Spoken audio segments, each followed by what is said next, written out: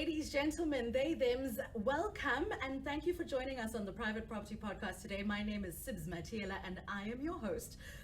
This is your one-stop portal to all things property, all of your property-related queries and inquiries and questions and interests. We are here to answer them because at privateproperty.co.za, we love to connect you to the heart of property. Today, we have a very, very special guest, someone who's an heir to a local real estate dynasty. She's not only a sought-after motivational speaker, a broadcaster, a life strategist, a strategy advisor. She also recently won Standard Bank's prestigious Top Women in Property Award in 2020. It is the CEO and shareholder of Sotheby's International Realty South Africa. I'm here with Yael Geffen. Hi. Hi, Sibs. Welcome. Are you? Yes, I'm good, and you? Great. It's interesting to hear heir to the property dynasty. It sounds a lot more glamorous than it is, but my late brother and I, we had a joke because he actually was an executive director at the time, and when he introduced himself, he'd say, "Hi, I'm Yael Geffen, I'm the heir apparent." And they'd say, who you? And I said, "I'm Yael Geffen, the heir not so apparent." Now look. Apparently I've become apparent. Wow. And you know what? Thank you for actually bringing that up, because you know how like musicians will say, very popular musician, and you'll be like, "Tell me about your life story. How did you start out in the industry?" And they'll say something along the lines of, "I've been singing since I was 3 months old, and I learned to play the drums when I was still in the womb." Totally. I imagine property is something that's always been in your blood. You've been doing this since forever. Well, I mean, like you say, the programming starts very young, and I cannot remember a dinner conversation with my parents where they weren't talking about their business, which is quite a sad thing in a way, but in other ways it taught me about business and property and selling and beautiful homes from a very young age. So yeah, it's a bit of a blessing and a curse. Listen, you're not only the youngest CEO of all of the property brands in South Africa, you're also the only female leader in the top 3 property companies in the country. How? Well, actually, I mean, I know obviously you're great, but no. Here's the thing. Traditionally, if you think about it, in the 50s, it was female-led. It was my gran, Yael Geffen, who owned Aida Real Estate, and then she franchised. Had a red logo. Yes, I remember. Yes. And then Pam Golding. So Pam Golding actually, when I met her, lovely woman, she actually told me that I met her, I think in 2006 actually. She actually took my hand and she said, "You know, I got into property because I was listening to your granny at a talk. And I signed up the next day." And wow. I mean, look at what she created, you know, Pam Golding Properties. So then there was definitely more female leadership, which is begs me to question, why has it changed, you know? Why do you think that is? I think women lately, well, it is interesting because at that time it was quite a domain for women to be pioneering. And also at that time, you know, it was a great career for women to engage in because it would allow them to have their home life, look after kids, as well as have the flexible time to go and view properties and show properties and that. I don't think there's a reason that women shouldn't be in charge anymore. I just think, you know, we need to put our hands up more and have a bigger seat at the table. And that's why I'm inspired to authentically show leadership, that women can be in leadership positions. They were originally in property, and there's Barbara Corcoran in the States. So, I mean, this is a place we're definitely destined to lead. What would you say gets you out of bed in the morning? My son and my dog. Okay. Do they jump on you? Is that it? No. I'm literally like a sardine on the side of the bed, and then these 2 little young things have the whole bed to themselves. No, so I'm not essentially this morning rearing to go person, but I do like to set an intention to start the day. So today's intention was to have wisdom and grace. Hopefully I'll pull that off with this interview. You'll tell me afterwards. You're killing the wisdom part, yeah. Thank you. Okay, I need to work on grace. Okay, so that's what gets me out of the bed, and also using the platform of leadership to inspire and use it to motivate others. I imagine that you make a lot of, as a CEO, you make a lot of really hard and tough decisions. Yep. That another person would be completely so overwhelmed and even nauseated by. I suppose my question is, for people who are faced along their journey of buying property and sort of enhancing their property portfolios, and now have to make these really, big decisions that they'd rather shy away from. I'm one of those people. I really suck at making big decisions. What advice would you give them? So I think time is a currency, and especially in property and in the property business, if you're seeing a house and you know that it's in a very enviable area or viable area, and it's a good market and it's a buyer's market, you know that you have to put in that offer, and then you've got to make sure everything else is in check financially in your life. Or if you're a seller and you need to sell, for me, I like to, so I say laughter is medicine, because there's that expression, laughter is so close to tears. I laugh a lot when I'm stressed. I find it a really great outlet. And also, I like to do something called PDA. It's something I came up with, my own microscript. So if I'm making a very big decision, I like to pause and breathe. And then the D, that's what the P stands for. The D stands for detach, distance.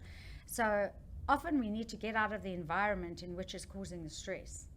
So I like to go for a walk or a quick run with a dog in nature, and that allows you to detach. And then A is acknowledge or accept, but to bring this in without ego, because ego is the one that gets in the way.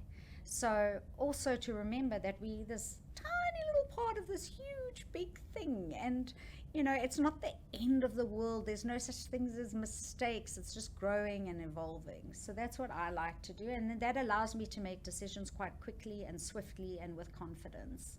And this is why she's a sought-after motivational speaker and life strategy advisor. Thank you. Well, thank you so much. Tell them how to book you at the end of this episode.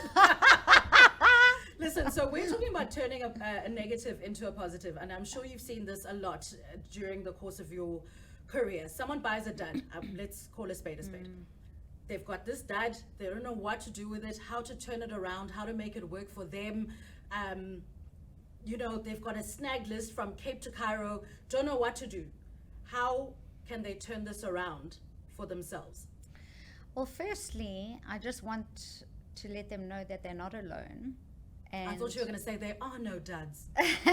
No, well, there we go. Everything's relative, but one man's junk is another man's trade. One man's dud is another man's mansion. Yeah. Exactly. But they're not alone in the sense that they're the only ones that have ever been in that position. Even myself, I've let something slip, when I've bought properties, because it's quite a big transaction and a big task, and it's hard to remember everything that you need to do. And that's why it's important.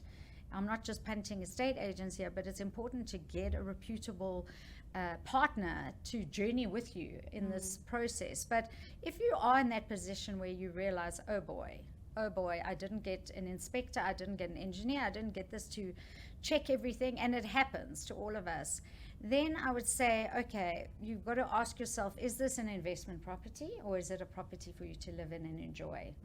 Because if it's an investment property and you're looking to turn it around for a rental or to sell it for a higher price in a few years, then I would say we'll start with the areas that matter, and don't overcapitalize. So the areas that matter are the kitchen, the kitchen, the bathrooms. There we go.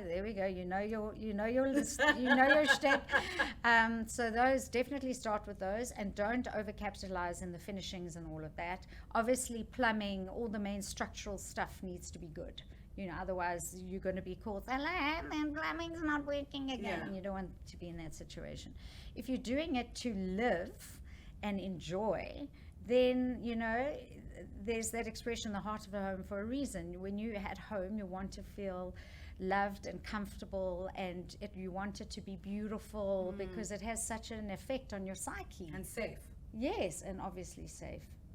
Safety first, of course. But depending on what you need done, then you focus on what's the biggest priority. For example, if security is not secure enough, you focus on that first. Maslow's hierarchy of needs, right? Yeah. Security is a prime hierarchy right there.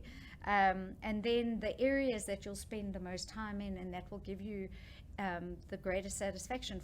One person might love a pool and just look so forward to it. Another person might see it as a headache, a nightmare, and a maintenance problem, so it depends on you. But again, it's whether it's investment or it's to love and live in. Do you have like a biggest loser moment where you just were like, why did I do this? Or like, because you're saying everyone has done it before, like where you're not alone, everyone is in this. What was your moment where you were like, oh man?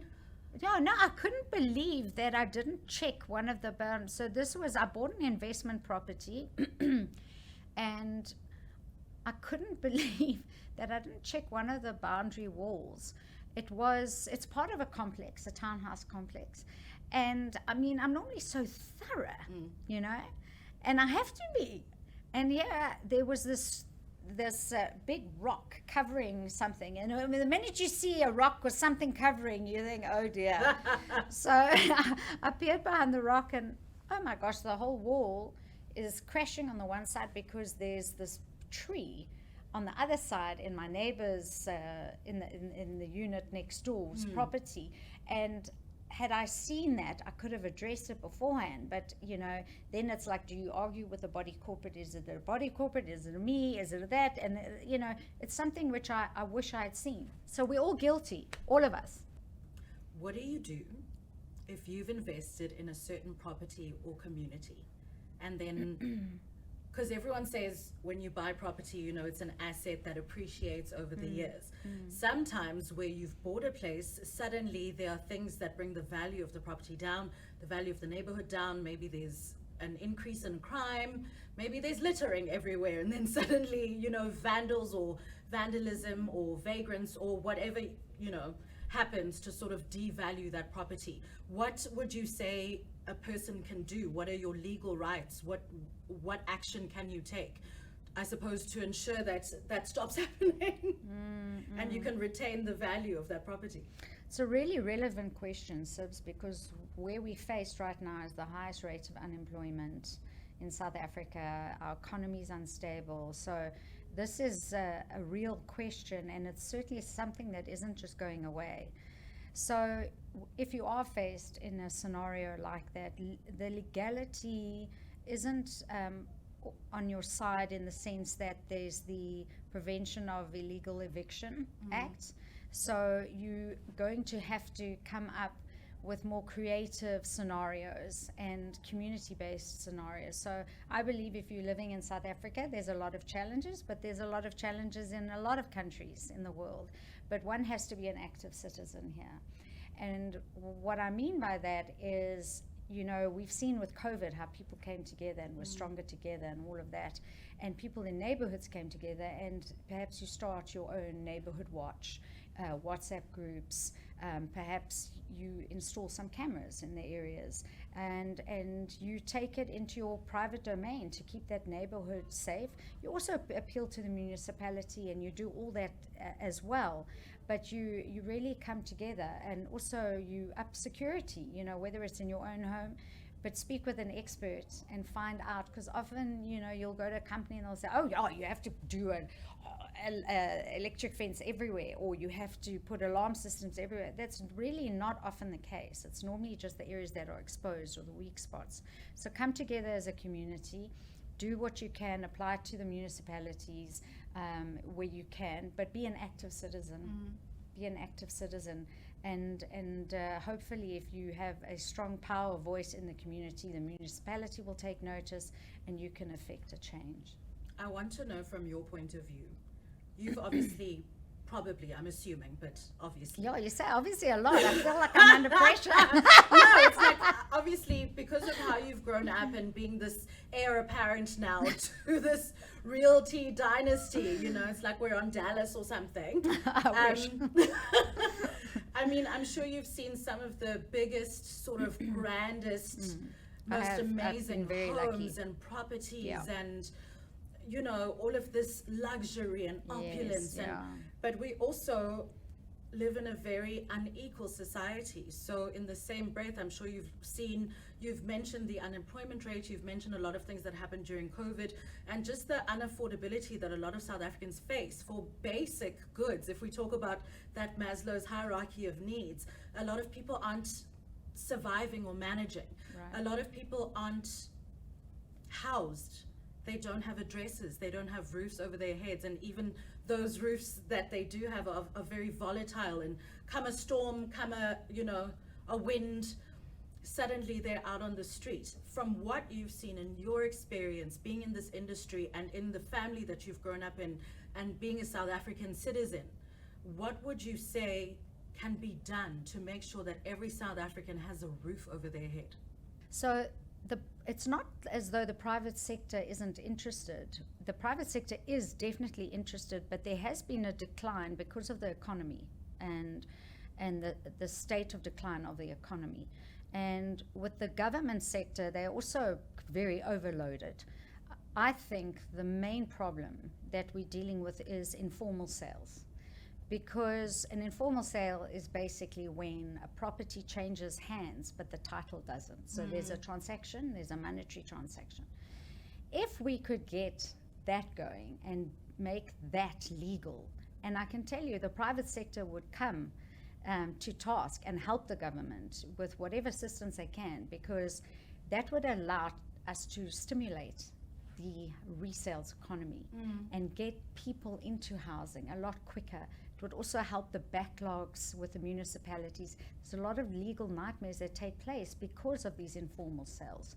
So I feel that that's where the private sector and the public sector, the government sector, can come together and get these transactions moving, and it will stimulate not only the economy, housing, but get people in and have the experience for low-income housing and get real estate professionals involved even from that level. And then we could solve a lot of problems in our country that way. Yael, this is completely unrelated. Why do I always get that in interviews at the end? No, I don't know. I think it's your energy. So you have such a high vibrational energy. How do you manage that? I certainly don't wake up like this. I'm not really a morning person, but I do like to, my late grandfather, Monty Geffen, who was also in business with my father, Lou, and my mother, Sandy Geffen. So it's really, it's been the whole family, if you think about it. But he had this beautiful saying. He had two, actually. And one of them that comes to mind is, always put a rose between your teeth and shout Olé. And I feel like that with life. We just don't know what's coming. I've gone through a lot of ups and downs, tragedies, losses, gains, and there's the ebbs and flows. So I like to think of putting a rose between my teeth and shouting Olé for however long I'm here, and to be able to do it with others and share in that experience with others. So his other saying was, Yael, there's nothing serious in life unless you put an umbrella up your bum and you can't get it out. And you've got to keep your perspective, especially in high pressure positions. Being a CEO, being in charge of, or being a leader of many people, whether it's agents, helping customers, just keep perspective. Don't let your ego get too ahead of yourself, and have fun while you're doing it. So hopefully that helps. But should this not work out for me, I can explore the high vibrational energy thing that you're mentioning, and then maybe that would work. I think it definitely would. Vibrations all around. Ladies, gentlemen, they, thems, Yael Geffen, who is the CEO of and shareholder of Sotheby's International Realty South Africa, joining us today on the Private Property Podcast. Thank you so much Thank you. And to another strong woman, and welcome to the team. And I hope to be seeing more of you. We will definitely be back to talk about more vibrations and property. Listen, that was today's episode. Thank you so much for joining us. And I look forward to seeing you again tomorrow on the Private Property Podcast. Good night.